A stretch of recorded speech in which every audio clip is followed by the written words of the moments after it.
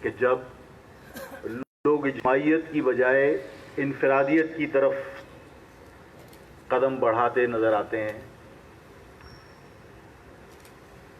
لوگ نہ صرف اپنے پڑوس سے لاتعلق بلکہ اپنے عزیز و اقارب سے بھی لاتعلق ہو کر اپنی ذات کے خول میں محدود ہوتے ہوئے نظر آتے ہیں، اس مایوسی کی کیفیت میں، ان حالات میں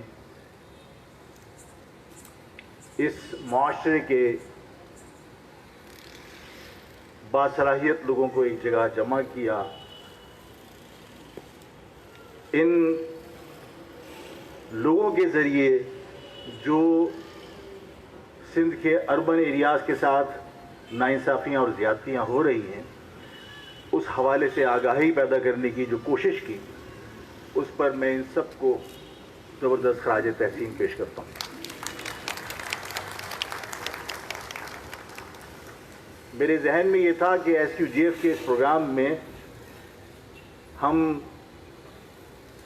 سندھ کے شہری علاقوں کے ساتھ ہونے والی زیادتیوں پر بات کریں گے، لیکن تنویر الحق صاحب کی باتیں سنی، اویس نورانی صاحب کی بات سنی، مقصود یوسفی صاحب نے جو کچھ کہا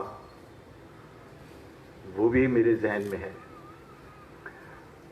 اب ان ساری باتوں کے بعد ذہنی طور پر میں بھی یکسوئی کے ساتھ بات نہیں کر پاؤں گا۔ مقصود یوسفی صاحب نے کہا کہ چائنا کے سفیر نے کسی تقریب میں کہا کہ اس گورنمنٹ کا سمجھ میں نہیں آتا کہ ناشتے میں کچھ اور فیصلے ہوتے ہیں اور لنچ پر کچھ اور فیصلے ہوتے ہیں۔ میں آپ کو یاد دلانا چاہتا ہوں کہ میں نے کسی تقریب میں یہ بات کہی تھی کہ ایک منظم سازش کے تحت، مسعود یوسفی صاحب میری بات سے اتفاق کریں نہ کریں، لیکن میری اس بات کو میں چاہوں گا کہ آپ بھی نوٹ کیجئے کہ میں نے ایک جگہ کہا کہ ایک منظم سازش کے تحت اس ملک میں سیاسی قائدین کو یا سیاسی جماعتوں کو بدنام کرنے کی کوشش کی جا رہی ہے اور انہیں کرپٹ ثابت کرنے کی کوشش کی جا رہی ہے۔ مہذب معاشروں میں ہوتا یہ ہے کہ جب تک کوئی مجرم ثابت نہ ہو اور اس کو سزا نہ ہو جائے، اس کا نام تک راز میں رکھا جاتا ہے۔ الطاف حسین کی متعدد بار گرفتاری ہوئی، لیکن کیونکہ وہ کنوکٹ نہیں ہوا تو اسکاٹ لینڈ یارڈ نے ہمیشہ یہ کہا کہ ایک شخص اتنی عمر کا پاکستانی نژاد گرفتار ہوا، کبھی نام تک نہیں لیا۔ لیکن اس معاشرے میں کنوکشن تو دور کی بات ہے، گرفتاری سے پہلے ہی کوئی سیاسی مخالف نہیں، ادارے پریس ریلیز جاری کرتے ہیں کہ انہوں نے ملک لوٹ لیا۔ یہ سب کچھ ایک منظم سازش کے تحت ہو۔ میری اس بات کا قطعاً یہ مقصد نہیں ہے کہ کسی کی کرپشن کو ہم دفاع کرنے کے لیے یہاں کھڑے ہوں، لیکن یہ بات بالکل عیاں ہے کہ ایک منظم سازش کے تحت تمام لوگوں کو کرپٹ ثابت کرنے کی کوشش کی اور دو بڑی جماعتوں کو تو ثابت کر دیا کہ یہ کرپٹ ہے۔ اور یہ بات میں نے کہی تھی کہ جو کچھ ہو رہا ہے، یہ بات کہیں لکھ لیجئے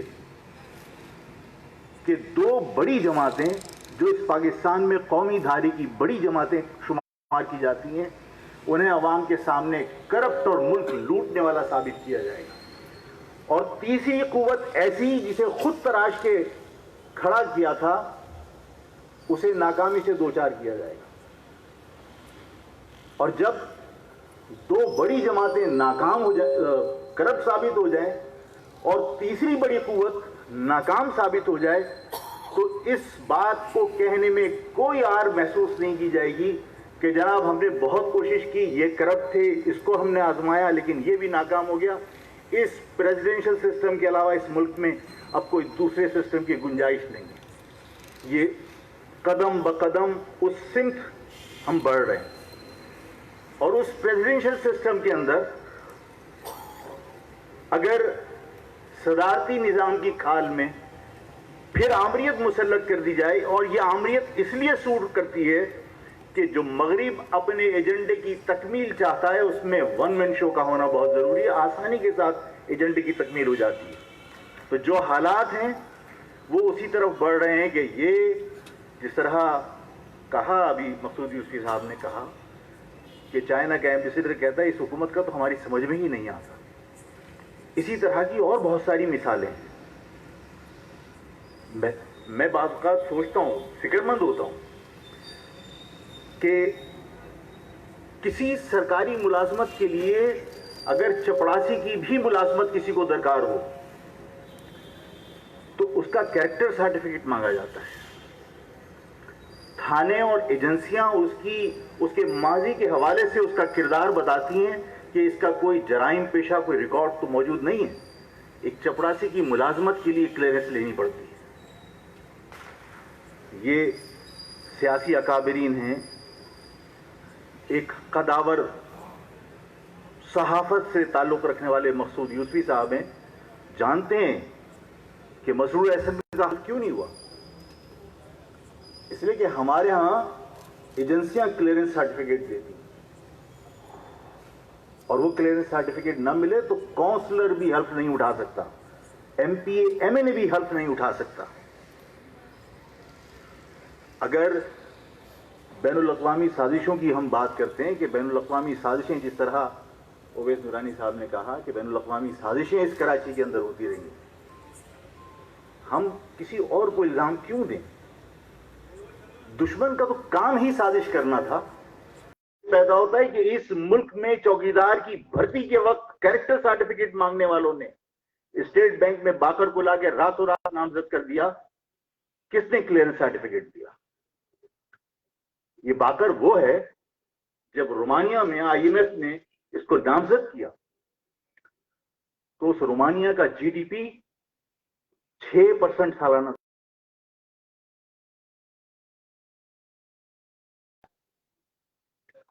اسی باقر کو جب مصر کے اندر اپوائنٹ کیا آئی ایم ایف کے حکم پر تو مصر کا جی ڈی پی اس وقت 5.6 پر اینم تھا۔ یہی باقر اپنی کوششوں سے اس مصر کا جی ڈی پی 0.1% پہ لے کر آیا۔ اس پاکستان میں جب اس کو نامزد کیا تو پاکستان کا جی ڈی پی جو معاشیات سے تعلق رکھنے والے لوگ ہیں وہ کہتے ہیں کہ 5.8 کو چھو رہا تھا، آج کہاں ہے؟ 0.4% پہ۔ آج اسی حکومت کے ذریعے آپ اسٹیٹ بینک کو آزاد کرنے جا رہے ہیں، ایک ایس آر او کے تحت، ایک ایس آر او کے ذریعے۔ اگر یہ state bank S R O کے ذریعے آپ آزاد کر دیتے، اس کا مقصد یہ ہے کہ آپ نے اس اسٹیٹ بینک کے ذریعے اپنی معیشت کی لگامیں آئی ایم ایف کے ہاتھ میں دے دی۔ اس لیے کہ جب اس اسٹیٹ بینک کو آپ آزاد کریں گے تو آپ اپنی ضرورت کے لیے بعض اوقات اسٹیٹ بینک سے قرضے لیتے رہیں۔ آپ چھوڑ کے آپ اسٹیٹ بینک سے قرضے لیتے رہیں، جب آپ کو ضرورت پڑتی ہے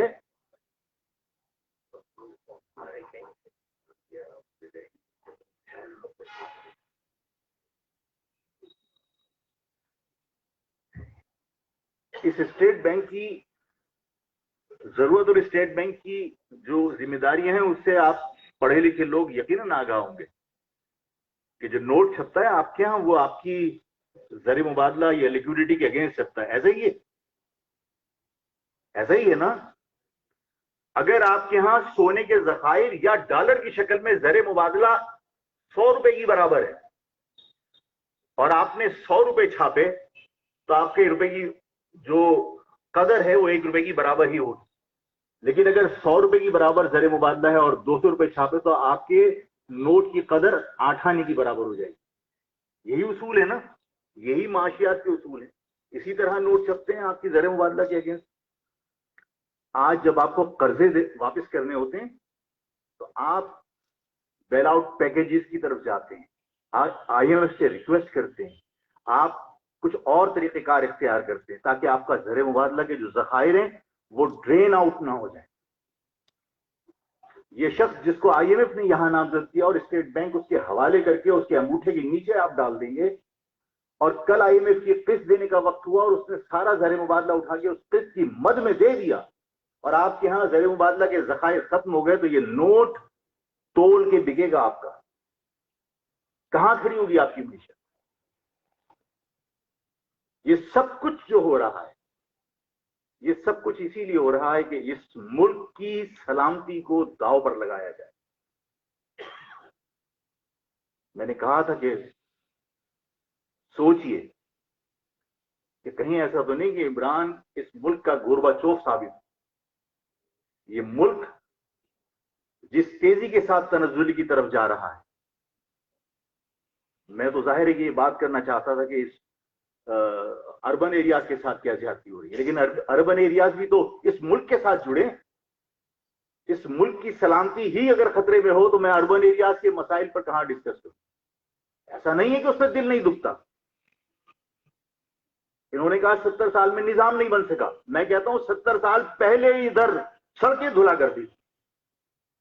مولانا کہتے ہیں 70 سال میں نظام نہیں بنا، ادھر کے ٹی سی کی بسوں کے ڈپوز تھے، کے ٹی سی کی بسیں چلا کرتی تھی، ٹرام چلا کرتی تھی، لوکل ٹرین چلا کرتی تھی۔ یہ تو عصبیت کی نظر ہو گیا، اس شہر کی رونقیں بھاتی نہیں تھی۔ ہم کہتے ہیں نا امتیازی سلوک کی مثال تو یہ ہے کہ جہاں ٹرین چلتی تھی، جہاں ٹرام چلتی تھی، جہاں کے ٹی سی کی بسیں چلا کرتی تھیں، جہاں سڑکیں دھلا کرتی تھیں، وہاں وہ شہر آج چنکی پر آ گیا۔ اور جہاں ٹانگے چلا کرتے تھے، جو ٹیکس نہیں دیتا، بقول ایک صحافی کے لیاقت آباد کی سپر مارکیٹ جتنا ٹیکس دیتی ہے اتنا لاہور پورا شہر ٹیکس نہیں دیتا۔ امتیازی سلوک کی مثال یہ ہے کہ وہ شہر جو سب کچھ دے رہا ہے، اس کے پاس اپنی ٹرانسپورٹ نہیں ہے۔ وہ شہر جہاں سب کچھ تھا وہ تباہ ہو رہا ہے، لیکن وہ شہر جہاں ٹانگے چلا کرتے تھے اور ٹانگوں کی لیف کی مہک ہوا کرتی تھی، جہاں آوازیں گونج رہی ہوتی تھیں باؤ جی بچیں، باؤ جی بچیں، آج وہاں آپ کی میٹرو چلتی ہے، آج وہاں کی سڑکیں چمکتی ہوئی نظر آتی ہیں، آج وہاں گرین بس چلتی ہے، اورنج ٹرین چلتی ہے، وہاں پر فلائی اوور کے جال ہیں۔ اس شہر کی خوبصورتی بچانے کے لیے کھانے کو پیسے نہیں ہیں، ویکسین لینے کے لیے پیسے نہیں ہیں، اس لاہور شہر کو بچانے کے لیے عمران خان کا اسٹیٹمنٹ ریکارڈ پر موجود ہے کہ میں نے جو 5,000 ارب سے راوی کے برابر میں ایک شہر بتانے کی منصوبہ بندی کی ہے اور جس کے لیے میں نے پیسے سینکشن کیے ہیں، وہ اس لیے کہ میں لاہور کو کراچی کی طرح تباہ ہوتے ہوئے نہیں دیکھ سکتا۔ جو تباہ ہو رہا ہے اس کو بچانے کی فکر نہیں ہے، اور اس کی تباہی سے بچانے کے پہلے سے اقدامات ہو رہے ہیں، اور 5,000 ارب سے راوی کے برابر میں ایک نیا شہر بسایا جا رہا ہے۔ یہ امتیازی سلوک۔ اور حضرت نے جس طرح بات، میں جو گفتگو ہو ممکن ہے کہ انکوہیرنٹ ہو، ترتیب میں نہ ہو، لیکن جو مجھے یاد آتا رہے گا میں بتاتا رہوں گا، اس لیے کہ چوٹ یہاں لگتی ہے جب کوئی کہتا ہے کہ ہماری مائیں بہنیں خدا نہ کرے کسی بھی مجبوری کی وجہ سے کسی غلط کام میں ملوث ہیں۔ جس قوم کی مائیں، جس قوم کی بہنیں تحریک پاکستان میں اپنی عزتیں بچانے کے لیے کنوؤں کے منہ بھر دیں، وہ روٹی کے 2 نوالوں کے لیے اپنی عزت کا سودا کریں گی۔ یہ خیال سب کو دل سے نکال دینا چاہیے۔ اس قوم کے لوگوں کی یہ درست ہے کہ ظلم ہوا اس شہر پر، اس شہر میں قتل و غارت گری ہوئی، اس شہر میں جتنی لاشیں گری ہیں بن جاتی، 83,000 لاوارث لاشیں ایدی نے دفنائی ہیں۔ یہ وہ لاشیں جن کا کوئی وارث نظر نہیں آیا، لاوارث لاشیں، اور کتنے لوگ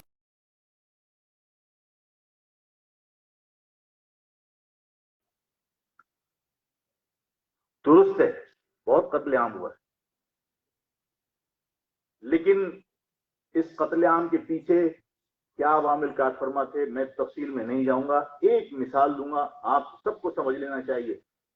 میں الطاف کو مورد الزام ٹھہرا ہوں، آفاق کو الطاف مورد الزام ٹھہرا ہے، میں عامر کو کہوں، عامر فاروق ستار کو کہے، سب بیکار. ایک بات ذہن میں بٹھا لیجیے تاکہ آپ کو گھر جا کر فیصلہ کرنے میں آسانی ہو کہ اس شہر میں قتل عام. میں نے کسی جگہ گیا تو مجھے کسی جرنیل کا فون آیا، کہا ہمارے ساتھ چائے پی سکتے ہو؟ ہم نے کہا بھائی ہم ظاہر ہے کہ مطلب آپ کی اس خواہش کو تو حکم ہی سمجھیں گے نا. ہم نے کہا ہم آ جائیں گے بھائی. ہم چلے گئے اور جب ہم گئے، یہ اسلام آباد کی بات کر رہا ہوں، جب وہاں گئے تو ہم نے ان سے کیفیت کے بعد ڈسکس کی کراچی کی حالات پر. انہوں نے کہا کہ کراچی کے حالات بہت خراب ہیں. میں نے کہا بہت خراب ہے، ایک دن میں تو نہیں ہوئے. انہوں نے کہا کہ اب حالات صحیح ہو جائیں گے. تو گو کہ ظاہر میں بہت ڈرپوک آدمی ہوں، لیکن مجھ سے بعض اوقات نکل جاتی ہے زبان سے. میں نے کہا اب کنٹرول ہو جائیں گے. اس سے پہلے کسی اور ملک کی فوج تھی وہاں پہ.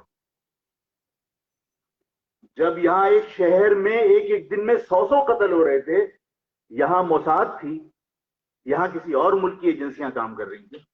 اور آج کون سی جادو کی چھڑی ہے کہ ایک دن میں سب کچھ کنٹرول ہو گیا. اس کو سوچ کے اپنے دماغ سے فیصلہ کیجئے گا کہ اس شہر کے ساتھ کیا ہوا ہے. اور ایک اور مثال دے کے آپ کو سمجھانا چاہتا ہوں. جب افغانستان پہ طالبان کے خلاف کارروائی کرنا مقصد تھا نا، تو 9/11 کا واقعہ ہوا تھا. چاہے اس سے کوئی ایگری کرے یا نہ کرے، چاہے کوئی میری اس بات سے اتفاق کرے یا نہ کرے، میں تو اس پاکستان کے کسی بہت بڑے حادثے کی مثال دینا چاہتا تھا، لیکن میں نہیں دے سکتا کہ اس کے بعد کیا کچھ ہوا. تو 9/11 کا جو واقعہ ہوا تھا وہ افغانستان پہ حملے کا جواز تلاش کرنے کے لیے ہوا تھا. اور اس شہر میں جو قتل و غارت گری ہوئی ہے، اس شہر پہ قبضہ کرنے کے لیے کی گئی. اس شہر کی قتل و غارت گری کو جواز بنا کر آج یہ شہر ہمارے ہاتھ سے چلا گیا. باہر سے آنے والوں نے اس پر قبضہ کیا. اور میں نے ہمیشہ کہا تھا کہ پنجاب کے بارے میں یہ سوچنا آپ کی غلط فہمی ہے کہ پنجاب خود آ کے آپ سے اپنے مفادات کی جنگ کرے گا. پنجاب اپنے مفادات کے تحفظ کے لیے، پنجاب اپنے مفادات، اپنی غرض کے حصول کے لیے پورے پاکستان کی مشینری کو استعمال کر سکتا ہے، اور اس نے کی. 9/11 کا واقعہ افغانستان پہ حملے کا جواز پیدا کرنے کے لیے تھا. اس شہر میں ہونے والی قتل و غارت گری، جس میں میں نے آپ کے سامنے یہ سوال رکھا کہ جب قتل و غارت گری ہو رہی تھی، جب اے ڈی کی گاڑیاں اور چھیپا کی گاڑیاں یہاں سے لاشیں اٹھا رہی تھی، تو یہاں کون لوگ تھے؟ یہاں کون سے ادارے تھے؟ باہر کے ادارے تھے. اس وقت قتل و غارت گری کے اوپر خاموشی اختیار کیوں کی گئی تھی؟ اس لیے کہ جواز چاہیے تھا اس شہر کے اندر ایک بڑے آپریشن کا. ہماری ہی لاشوں کے اوپر، ہمارے ہی خون پر، ہمارے ہی گھروں پر قبضے کیے گئے. اور یہ غلط نہیں ہے. میں اس ساری گفتگو میں جو بھی ہوتی رہی، میں مطلب کنفیوز تھا کہ اس شہر کی تباہی کا ذمہ دار کس کو ٹھہرایا جائے. بین الاقوامی طاقتوں کو، اس ملک کے اندر کام کرنے والے اداروں کو، یا ان لوگوں کو جنہیں مینڈیٹ ملا تھا اور وہ یہاں پر قتل و غارت گری میں ملوث. میں کسی کی مخالفت کرنے نہیں آیا، میں کسی کو مورد الزام ٹھہرانے نہیں آیا. آپ جیسے لوگوں کے ساتھ نشست کا یہی تو فائدہ ہوتا ہے کہ آپ لوگ خود فیصلے کر سکتے ہیں. آپ کے سامنے صرف حقائق رکھنے کی بات ہے. میں نے آپ کے سامنے حقائق رکھے کہ آپ لوگوں کو صرف اپنے سینے پہ ہاتھ رکھ کے یہ سوچنا ہے کہ مانا کہ اس شہر کے اندر جو قتل و غارت گری ہوئی، اس میں الطاف بھی ملوث تھا اور آفاق بھی ملوث تھا، لیکن اس وقت اس ملک میں کون سا قانون رائج تھا؟ میرا ہاتھ کیوں نہیں پکڑا؟ الطاف کا ہاتھ کیوں نہیں پکڑا؟ کیوں قتل ہوتے ہوئے دیکھتے رہے؟ اس شہر میں ایک دن میں 100 قتل ہوئے. میں گناہ گار، الطاف گناہ گار، سب گناہ گار. اس شہر کے اندر ادارے اس وقت کہاں تھے؟ اور میں غصے میں جب باتیں کرتا ہوں تو لوگ برا مانتے ہیں کہ آج اس شہر کے امن کا کریڈٹ سب لیتے ہیں، اس وقت شہر میں قتل و غارت گری کی ذمہ داری کو قبول کیوں نہیں کرتا؟ سب اس بات کا دعویٰ کرتے ہیں ہمارے آنے سے شہر میں امن ہو گیا. تو بھائی اس سے پہلے کون تھا یہ تو بتا دو. اس شہر میں اس سے پہلے کون سی قوتیں تھیں، کون سی ایجنسیاں تھیں کہ ہمارے ادارے نہیں تھے؟ لیکن قتل و غارت گری تو ہوئی نا، صرف اس لیے کہ اس شہر پر بڑی یلغار کا جواز تلاش کرنا، اور ایسا ہوا. میں جب ان حالات کے اندر یہ دیکھتا ہوں کہ سڑکوں کے اوپر زبان کی بنیاد پر لوگوں کی بے عزتیاں ہو رہی ہوتی، جب میں لوگوں کو دیکھتا ہوں کہ زبان کی بنیاد پر لوگوں کو ریلیف مل رہا ہوتا ہے تو دکھ ہوتا ہے. زبان کی بنیاد پر ہونے والی ان زیادتیوں اور ناانصافیوں پر اس لیے دکھ نہیں ہوتا کہ میری قوم کے ساتھ زیادتی ہو رہی ہے، بلکہ اس لیے بھی دکھ ہوتا ہے کہ یہ ملک کے مفاد میں نہیں. جس ملک میں لوگوں کو انصاف نہ ملے وہاں آپ کوئی اچھی توقع نہیں کر سکتے. میں بڑے احتیاط کے ساتھ ایک بات کہنا چاہتا ہوں. ہمارے ہاں ہر شخص یہ کہتا ہے کہ وہ پاکستان کے لیے ناگزیر ہے. آپ نے ماضی میں دیکھا کہ ریفرینڈم ہوا ضیاء کے دور میں، اس نے کہا کہ اسلام چاہتے ہو، اس کا مقصد ہے مجھے ووٹ دے دیا. وہ ناگزیر تھا. ابھی آپ نے دیکھا کہ ایکسٹینشن لی. کیا نام ہے بھائی صاحب آپ کے دوست کا؟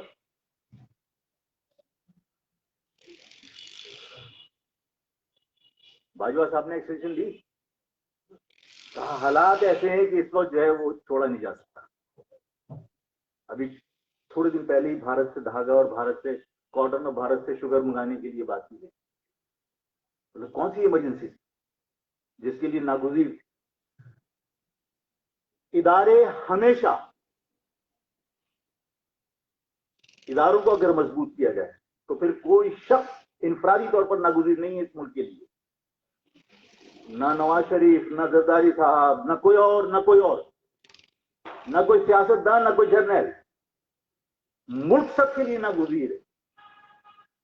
اور اگر یہ سب لوگ اس بات کا احساس کر لیں کہ یہ ملک ہماری ضرورت ہے، ہم جو کھا رہے ہیں، جو پہن رہے ہیں، جو ہمارے بچوں کو سہولتیں اس ملک کی وجہ سے، یہ ملک ہمارے لیے ناگزیر ہے، تو ان کو سب سے پہلے کسی طرح احساس کیا جائے، یہ سوچا جائے کہ ملک بنتے کیوں ہیں.